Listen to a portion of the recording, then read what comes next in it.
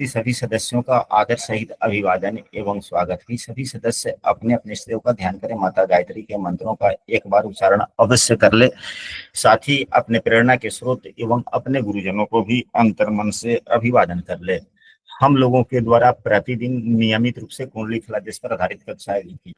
यह जो अभी सुबह में कक्षा चल रही है, यह किस भाव में, किस राशि में कौन से ग्रह होते हैं तो कैसे फल देते हैं, उसी के अंतर्गत लग्न में सूर्यदेव किस राशि में कैसे फल देते हैं। तो आज की कक्षा में हम लोग सूर्यदेव के लग्न में मिथुन राशि, कर्क राशि या उससे भी आगे राशियों के बारे में चर्चा करेंगे। सबसे पहले तो अगर किसी भी भाव में किसी भी ग्रह के फलादेश की चर्चा करनी हो या फल के बारे में देखना हो, समझना हो, तो यह देखना चाहिए कि वह ग्रह किस भाव का स्वामी है, जहां बैठा हुआ है वहां से किस भाव का स्वामी है, यह अवश्य देखें। एवं उस ग्रह के नैसर्गिक गुणधर्म क्या हैं और वह किस भाव में बैठा है, उस भाव की क्या आवश्यकताएं हैं और क्या जरूरतें हैं या क्या कर्तव्य धर्म है। तो यहाँ पर सूर्यदेव जो है यह तीसरे भाव के स्वामी है। तीसरे भाव के स्वामी पाप फल प्रदाता होते हैं, परंतु सूर्यदेव जब तीसरे भाव के स्वामी होते हैं तो उतने पाप फल नहीं देते। अगर मंगल देव तीसरे भाव के स्वामी हो जाए तो ज्यादा पाप फल दे देते हैं, शनि देव हो जाए तो ज्यादा पाप फल दे देते हैं। शुभ ग्रह कोई तीसरे भाव का स्वामी हो तो न के बराबर देता है। तीसरा भाव एवं पाप फल में हम लोगों को समझना चाहिए कि क्या होता है। यदि कोई कक्षा में नया है और हमारे प्रतिदिन की कक्षा में शामिल होना चाहते हैं तो स्क्रीन पर दिख रहे नंबर पर व्हाट्सएप पर कक्षा में कंटिन्यू हो सकते हैं, या इस वीडियो के डिस्क्रिप्शन में भी हमने अपना व्हाट्सएप ऑप्शन का लिंक दिया, वहां से भी शामिल हो सकते हैं। पिछली कक्षाओं में हम लोगों ने लग्न में वृषभ राशि, मेष राशि में सूर्यदेव बैठे हैं तो कैसे फल देते हैं उस पर चर्चा की गई थी। उसके वीडियो का लिंक आज की कक्षा के वीडियो के डिस्क्रिप्शन में जब वीडियो अपलोड होगी हम शेयर कर देंगे, आप वहां से भी देख सकते हैं। तो सूर्यदेव पाप फल कम देते हैं, कारण क्या है? तो सूर्यदेव सात्विक ग्रह हैं। इनकी राशियां जो है, इनकी जो राशि है वह भी सात्विक राशि है, यानी कि सत्वगुणी के हैं। और तीसरे भाव में जो इनकी राशि है, तीसरा भाव हमारे पराक्रम, शौर्य, साहस, तेजस्विता का है। तो जातक, और यह कहाँ बैठ गया? तो लग्न में बैठ गया। लग्न व्यक्ति स्वयं होता है, व्यक्ति का शरीर। तो यहाँ पर हम ऐसे कह सकते हैं कि व्यक्ति के स्वभाव में, तेजस्विता में, शौर्य में, पराक्रम में एक सतोगुणी प्रवृत्ति का विकास होगा और शौर्य का विकास होगा, पराक्रम का भी विकास होगा, लेकिन वह पराक्रम अच्छे कायदे का होगा। सूर्यदेव क्षत्रिय ही हैं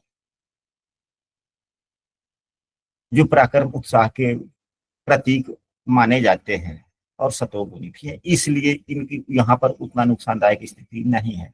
दूसरा, वह किस राशि में बैठे हैं? तो यहाँ पर सूर्यदेव जो है अपने मित्र की राशि में बैठे हुए हैं।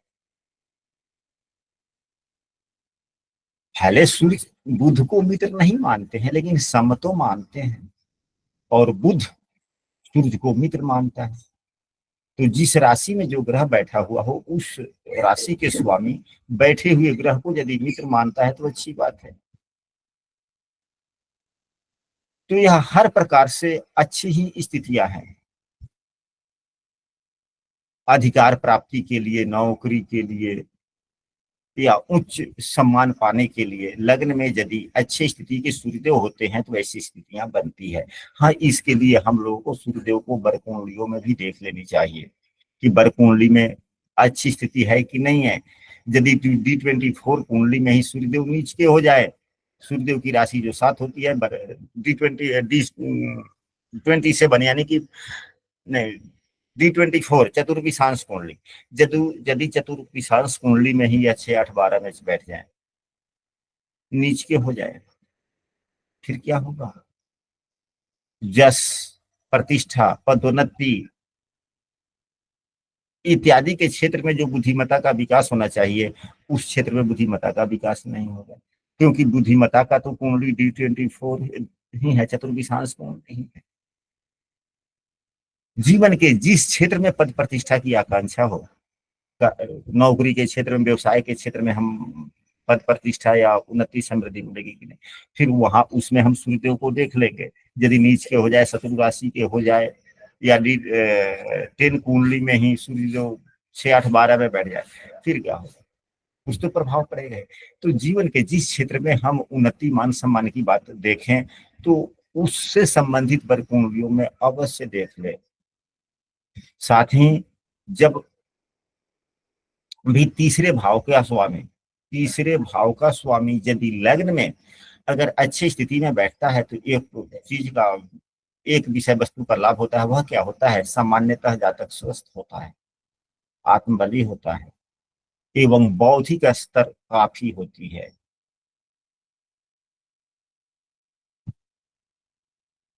साथ ही सूर्य के लग्न में बैठ जाने से एक चीज, 11वें भाव को भी जरूर देखना चाहिए। 11वें भाव को इसलिए देखना चाहिए, हालांकि सभी भावों को लेकर के लग्न में बैठे हुए सूर्य पर हम लोग फलादेश कर सकते हैं। तो यहाँ जो 11वां भाव जो इच्छा की है, लग्न में सूर्य देव बैठ गए, या किस प्रकार की मन में इनकी इच्छाएं अजागृत होगी, तो मेष राशि के अनुसार होगी। मेष राशि में या उच्च के माने जाते हैं, इनके मित्र की राशि है। सूर्यदेव भी अग्नि तत्व और मेष राशि भी अग्नि तत्व। तो मन की इच्छाएं, आशाएं, अभिलाषाएं एवं लग्न में बैठे हुए ग्रह, दोनों में काफी समानता हो गया, दोनों में मेल हो गया। तो जब दोनों में इच्छा और कार्य करने वाले दोनों में मेल हो जाए, तो क्या होगा? अच्छा होगा या खराब होगा? अच्छा होगा गुरुदेव। अच्छा हो जाएगा। परंतु एक बात और होता है, हालांकि सभी भाव पर देख सकते हैं। सबसे पहले तो थोड़ा सप्तम भाव पर दृष्टि। तो सप्तम भाव पर जब सूर्य की दृष्टि या स्थिति होती है, तो दाम्पत्य जीवन में या व्यवसाय क्षेत्र में इत्यादि में थोड़ी मोड़ी समस्या आती है, परंतु उतनी नहीं होगी। कारण कि यहाँ देवगुरु बृहस्पति की राशि मूल त्रिकोण राशि है, या विद्वानों की राशि है।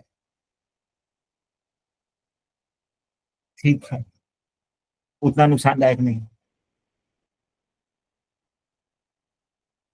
लेकिन जब भी पराक्रम भाव का स्वामी, यदि पराक्रम भाव का स्वामी सूर्य या मंगल हो, या तीसरे भाव के स्वामी यदि सूर्य या मंगल हो और लग्न में बैठते हैं, तो स्वभाव में थोड़ी सी उग्रता, थोड़ा गुस्सा देखने को मिलता ही है।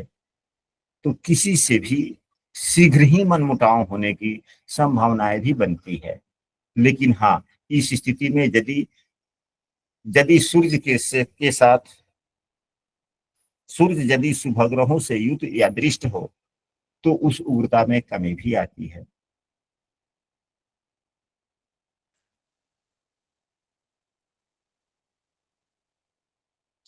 अब हम लोग चलते हैं कि सूर्य के साथ यदि किसी ग्रह की युति हो, तो क्या फल हो सकता है। हम लोग 2-3 ग्रहों की युति की भी फलादेश कर सकते हैं, लेकिन कम से कम एक ग्रह की तो चर्चा कर ले। तो यहाँ पर अब चंद्रमा किस भाव का स्वामी है? यहाँ पर चंद्रमा दूसरे भाव धन भाव का स्वामी है। यदि लग्नेश एवं धनेश की युति होती है, तो अच्छा ही है। लग्नेश नहीं, पराक्रम भाव के स्वामी, तीसरे भाव एवं दूसरे भाव, तीसरे भाव एवं दूसरे भाव के स्वामी की युति है। परंतु चंद्रमा यहाँ पर जो मिथुन, एक तो अस्त हो जाते हैं, क्षीण हो जाते हैं सूर्य के साथ में, चंद्रमा का पक्ष बल ही मजबूत होता है, वैसे यह कमजोर हो गए, क्षीण हो गए। दूसरी मिथुन राशि, मिथुन राशि के स्वामी बुधदेव, इनको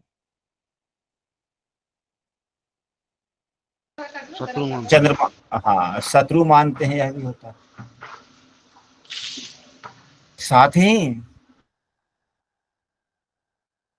यहाँ दूसरे भाव से जो है दाम्पत्य जीवन के सुख दुख को भी देखा जाता है। अगर जिसका दूसरा भाव जितना ही शुभ प्रभावित होता है, उतना ही दाम्पत्य जीवन अच्छा व्यतीत होता है। ऐसा अक्सर देखा गया है, यह सूत्र भी है कि जिसके दूसरे भाव के स्वामी अगर लग्न में होते हैं, तो वह व्यक्ति का दाम्पत्य जीवन संभवतः अच्छा ही व्यतीत होता है एवं व्यक्ति का उन्नति समृद्धि विवाह के बाद में होने की संभावनाएं बनती है। कारण यह हो जाता है कि उनके जो स्वजन होते हैं बार बार एहसास दिलाते हैं कि अब शादी हो गई, घर परिवार बड़ा हुआ, अपनी जवाबदेहियों को पहचानो। और व्यक्ति अपनी जवाबदेहियों को पहचानता भी है और आगे तो सामान्यतः ठीक ही फल देते हैं, परंतु चंद्रमा यहाँ जो अस्त हो जाते हैं, क्षीण हो जाते हैं, तो क्षीण चंद्रमा का तो फल आप लोग जानते ही हैं कि थोड़ा कम ही होता है। अब इसके बाद में अगर मंगल देव की युति हो जाए यहाँ पर, तो यह सामान्यतः सुखद योग नहीं है। हालांकि हम लोगों ने पूर्व की कक्षाओं में पढ़ा है कि यदि अकारक ग्रह लग्न में बैठ जाए तो अच्छी बात नहीं है। यहाँ पर मंगल देव 11वें एवं छठे भाव के स्वामी है, यह पूर्ण रूप से अकारक होगा। और दोनों ही अग्नि तत्व के ग्रह हैं। यह व्यक्ति को साहसी तो काफी बना देगा, परंतु स्वभाव का हठी भी बना देगा, क्योंकि ये एकादश शेष भी हैं। 11वें भाव के स्वामी अच्छे फल नहीं देते, वहीं लग्न में बैठ गए। छठे भाव के स्वामी अच्छे फल नहीं देते, वो भी लग्न में बैठे, तो व्यक्ति को हठी बना। अब इसके बाद में हम लोग चलते हैं कि यदि बुध देव अगर लग्न में बैठ जाए सूर्य के साथ में तो क्या होगा। हम लोगों ने पूर्व की कक्षाओं में यह पढ़ा है कि यदि बुध देव अपनी ही राशि में, यानी कि मिथुन राशि या कन्या राशि के होकर के सूर्य बुध की युति होती है, तो यह बुद्धिआदित्य योग बहुत ही प्रभावी होता है। और लग्न में ही अगर यह योग हो जाए, सूर्य एवं बुध की युति हो जाए लग्न में या चौथे भाव में या सातवें भाव में या दसम भाव में, यानी कि केंद्र भाव में यदि बुद्धिआदित्य योग बन जाता है तो यह अपने आप में बहुत बड़ा योग हो जाता है। यहाँ पर चौथे भाव का स्वामी लग्न में बैठे हुए हैं, चौथे भाव का स्वामी लग्न में बैठे हुए हैं और पराक्रम भाव के स्वामी यानी कि तृतीय से युति हो गई, यानी कि तीसरे एवं चौथे भाव के स्वामी की युति हो गई। यहाँ पर बुध की राशि में, मिथुन राशि में बुध के होने से भद्र योग भी बनता है, पंच महापुरुष योग। पंच महापुरुष योग को दूसरे शब्दों में, हालांकि कुल दीपक योग अलग होता है, लेकिन भद्र योग को भी, पंच महापुरुष योग को भी लोग कुल दीपक योग ही कहते हैं। इसलिए कहते हैं कि जब व्यक्ति प्रभावशाली हो जाता है, महापुरुष बनने के उसमें सभी गुण लक्षण हो जाते हैं, तो व्यक्ति अपने आप में महान हो जाता है और अपने कुल का नाम आगे लेकर जाता है। तो कुल का नाम बढ़ा दिया तो कुल दीपक हो ही गया।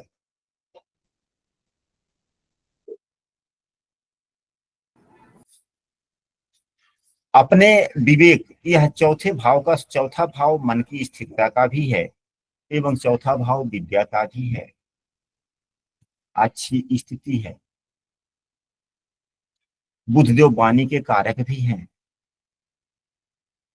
अतः ऐसा हम कह सकते हैं। और बुधदेव की जो युति है, यहाँ पर जो बुधदेव हैं वह पंचमेश एवं भाग्येश के मित्र भी हैं। इसलिए व्यक्ति को जो बुद्धि प्रदान करने वाला है या भाग्य को लेकर आगे बढ़ाने वाला है, उसके मित्र ही बुधदेव हैं, जो चौथे भाव के स्वामी हैं। चौथा भाव सुख का भी होता है, तो सुख संपन्नता में बुद्धि विवेक भाग्य सबका सहयोग मिलने की आप संभावनाएं बढ़ती है। क्योंकि सूर्य और बुध के साथ में जब युति होती है तो बुध देव अष्टदोष कम लगता है, ना के बराबर। इसलिए हम ऐसे कह सकते हैं कि यदि बुध देव की स्थिति अच्छी हो, नवमांसों में भी ठीक ठाक हो, बरकुंडलियों में भी ठीक ठाक हो, कुंडली में किसी भी पापाग्रह अकारक ग्रहों से दृष्ट न हो, तो व्यक्ति जीवन के हर क्षेत्र में सफलता प्राप्त करता है। अब इसके बाद में यदि देव गुरु बृहस्पति से युति अदृष्ट हो जाए सूर्य देव, तो क्या हो सकता है।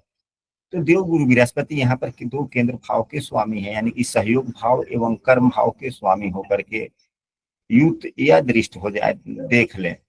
देखने का थोड़ा अलग प्रभाव होता है और युक्त का अलग प्रभाव होता है, लेकिन युक्त या दृष्ट हम लोग दोनों पर ही चर्चा कर लें। तो व्यक्ति आध्यात्मिक काफी हो जाता है और धार्मिक प्रवृत्ति का भी होता है। और देव गुरु बृहस्पति यदि केंद्र भाव के स्वामी होकर केंद्र में ही बैठ जाए और स्थिति अच्छी हो, बलवान हो, मित्र ग्रहों से युक्त दृश्य हो, तो कुंडली में बनने वाले अधिकांशतः बुरे योगों में कमी आती है या परिहार भी होता है। यदि यही शुक्रदेव से युति हो तो शुक्रदेव यहाँ पर पंचमेश है, शुक्रदेव पंचमेश है, पंचम भाव के स्वामी है, इनकी दृष्टि सप्तम भाव पर पड़ रही है। तो पंचमेश की स्थिति यदि लग्न भाव में हो जाए तो अच्छी ही बात है।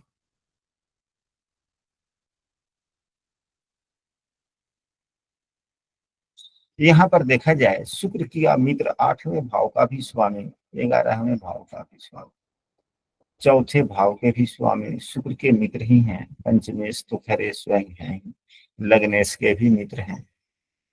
यह कई चीजों को जोड़ दिया।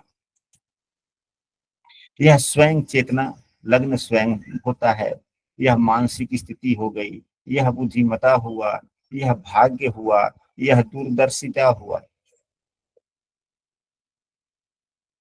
सभी को अगर एक जगह समाहित किया जाए तो क्या कह सकते हैं, व्यक्ति अच्छे गुण धर्म स्वभाव वाला एवं दार्शनिक प्रवृत्ति का, क्योंकि शुक्रदेव है ना दार्शनिक बनाते हैं।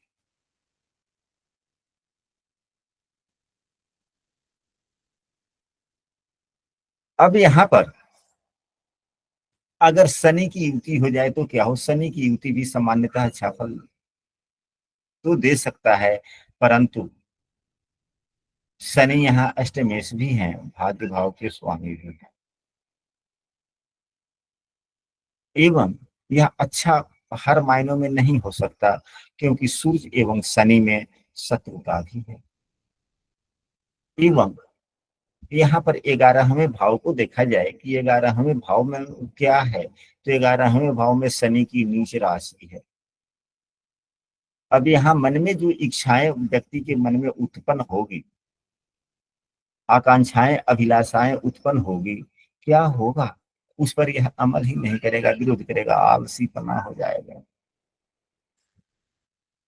मानेगा नहीं, क्योंकि वहां पर उनकी नीच की शनि की नीच की राशि है। तो यह कुछ अच्छा उतना नहीं हुआ। परंतु जब भाग्य भाव के स्वामी जब लग्न में ही बैठ जाते हैं, अपने मित्र राशि में होते हैं, तो कुछ अच्छे ही फल देते थे।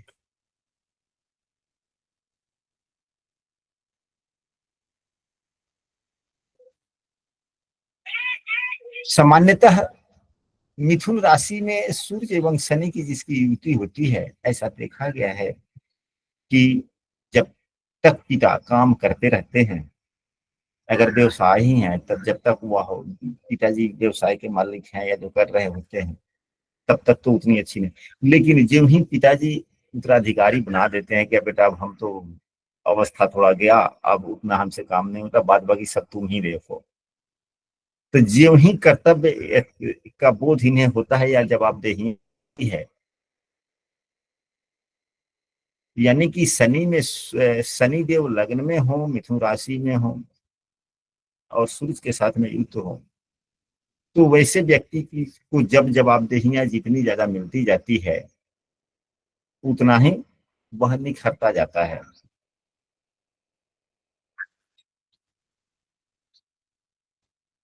यदि सूर्य एवं राहु की युति हो जाए तो यहाँ पर सूर्य एवं राहु की यदि युति हो जाती है, तो यहाँ पर युति किसकी हुई, तीसरे भाव के स्वामी के साथ हुआ। तीसरे भाव में राहु देव अच्छे फल देते हैं, तो तीसरे भाव के स्वामी के साथ युति इनकी नुकसानदायक नहीं कही जा सकती। परंतु लग्न में तो राहु और सूर्य की युति कहीं भी हो, कुंडली के किसी भी भाव में हो, ग्रहण योग तो बनता ही बनता है। परंतु यह पराक्रमी स्वभाव ज्यादा बना देते हैं। एकाएक पराक्रम में आ जाना, या राहु देव क्या है, आकस्मिकता के कारक है, और सूर्य देव पराक्रम के कारक है। तो पराक्रम में वृद्धि करते हैं, ये पराक्रम में वृद्धि करते हैं। अब वह पराक्रम में वृद्धि किस प्रकार की हो सकती है, तो सूर्य देव नवमांश में किस राशि में, भावेश के गुण धर्म क्या है, इसको भी देखना होगा। राहु देव नवमांश में किस राशि में है, उनके भावेश क्या है, उनके गुण धर्मों को देखा जाएगा। हाँ, राहु अति सूर्य एवं केतु की अगर युति होती है तो यह क्रोधी स्वभाव के बनाते हैं, थोड़ा सा क्रोध देते हैं, लेकिन वह भी क्रोध किस प्रकार का, तो सही बातों के लिए। यह सही बात व्यक्ति बोलने का प्रयास करेगा, बोलेगा भी, और सही बात अगर परिवार के लोग नहीं मानेंगे तो थोड़ा गुस्सा कर लेगा, लेकिन बुरे बातों पर ना बुरा बात बोलेगा, ना बुरे बातों पर गुस्सा करेगा। क्योंकि सूर्यदेव सात्विक ग्रह और केतु भी पापक ग्रह है, तो मोक्षदायक पापक ग्रह, मोक्ष प्रदान करने वाला है। लेकिन सात्विकता कुछ न कुछ केतु देव के अंदर में भी है। हालांकि है तो ये सभी केतु देव सात्विक ग्रह तो है नहीं। सूर्यदेव सात्विक ग्रह है या तामसिक ग्रह है, भले केतु देव सात्विक तामसिक है, लेकिन जो है मोक्ष प्रदायक है। तो मोक्ष तो सत्यता के बाद ही आती है ना, इसलिए कुछ ना कुछ हद तक सत्यता केतु देव में कहीं ना कहीं हल्का छिपा हुआ रहता है। इस बात को बताना चाहते हैं। तो आशा करते हैं कि लग्न में सूर्यदेव यदि मिथुन राशि के हों तो कैसे फल देते हैं, आप लोगों ने देखा, और किस ग्रह से युक्त होंगे तो किस प्रकार के फल दे सकते हैं। अब हम लोग, हाँ, एक बात देखा जाता है कि आप लोग वीडियो देखते हैं, कम से कम कुछ ना कुछ समूह में नहीं लिखते, तो वीडियो के कमेंट में तो कुछ ना कुछ लिख ही देना चाहिए। खैर कोई बात नहीं। अब